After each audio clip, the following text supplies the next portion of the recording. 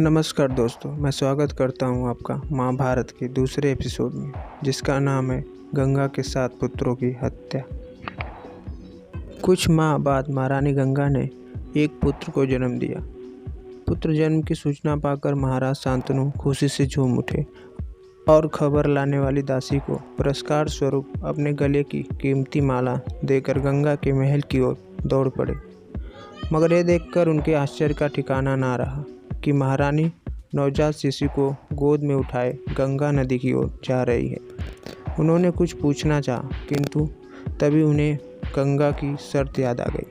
खामोश होकर वो महारानी गंगा के पीछे चल दिए। तट पर जाकर गंगा ठिठक कर मुड़ी, फिर उनकी ओर देखकर धीमे से मुस्काई। उसके बाद उसने अपने पुत्र को नदी में बहा दिया। ये देखकर महाराज शांतनु को धक्का सा पहुंचा। रानी गंगा मुस्कुराती हुई वापस लौट पड़ी। महाराज शांतनु आंखें फाड़े उसे देखते रहे, मगर वचन में बंधे होने के कारण वे कुछ बोले नहीं।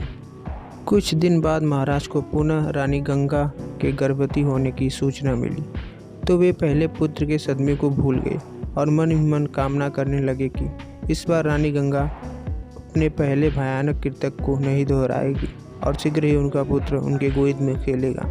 मगर उनकी ये कामना पूर्ण ना हो सकी। पुत्र के जन्म की सूचना पाकर वे फिर गंगा के महल की ओर दौड़े, तो फिर से गंगा को नदी की तट ओर जाते देखकर सन्न रह गए। वे पागलों की तरह उनके पीछे लपके, मगर चाहकर भी गंगा को रोक न सके।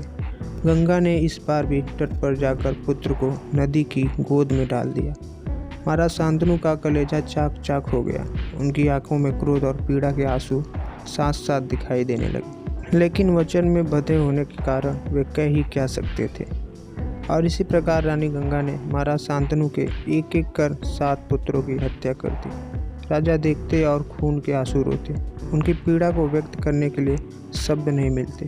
वे स्वयं को धिक्कारते, कैसा राजा है तू, एक स्त्री तेरी आंखों के सामने तेरे पुत्रों की हत्या करती है और तू मुखदर्शक बना देखता रहता। क्या यह न्याय है? धिक्कार है तुझ पर।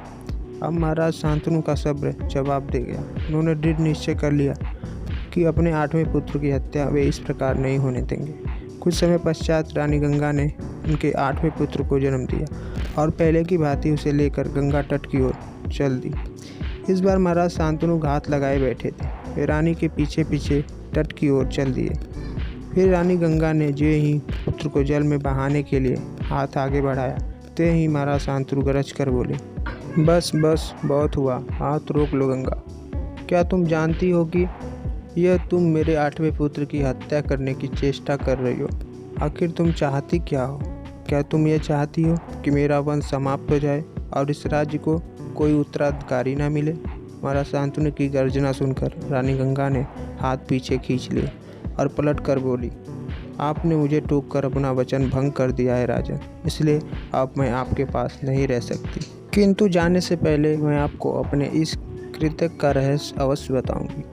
राजन, मैं स्वर्ग की गंगा हूँ। एक बार 8 पशुओं से अप्रसन्न होकर महर्षि वशिष्ठ ने उन्हें शाप दे दिया। तुम पृथ्वी पर जाकर संसारिक कष्ट भोगोगे। इस शाप को सुनकर 7 पशु बड़े द्रवित हुए और उन्होंने महर्षि से क्षमा याचना की, किंतु 8वां पशु ढिठाई से निश्चल खड़ा रहा। तब महर्षि ने उन 7 पशुओं को क्षमा करते हुए कहा, तुम 7 तो भूलोक पर जन्म लेते ही मृत्यु को प्राप्त होकर स्वर्ग लौट आओगे, किंतु ये 8वां वसु दीर्घकाल तक अनंत शरीर एवं मानसिक कष्ट भोगेगा।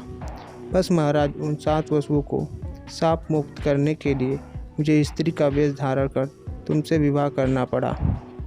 अब मेरा काम पृथ्वी पर समाप्त हुआ, इसलिए मैं स्वर्ग को लौट रही हूँ, किंतु आपके इस 8वें पुत्र को साथ ले जा रही हूँ। मैं इसे पाल पोस कर बड़ा करूँगी और इसमें वह शक्ति भरूँगी जिससे यह जीवन के दुख को सहन कर सके। बड़ा होने पर मैं इसे आपको लौटा दूँगी। इतना कहकर गंगा ने अपने पुत्र को छाती से लगाया और उसे लेकर आकाश मार्ग से स्वर्ग की ओर प्रस्थान कर गई। महाराज शांतनु अवाक रह गए। फिर गंगा के अदृश्य होने पर वे निराशा में डूब गए और पश्चाताप करते हुए किसी हारे जुआरी की भांति अपनी महल की ओर लौट पड़े। दोस्तों, आज के एपिसोड में बस इतना ही। बाकी कथा अगले एपिसोड में। वीडियो देखने के लिए धन्यवाद।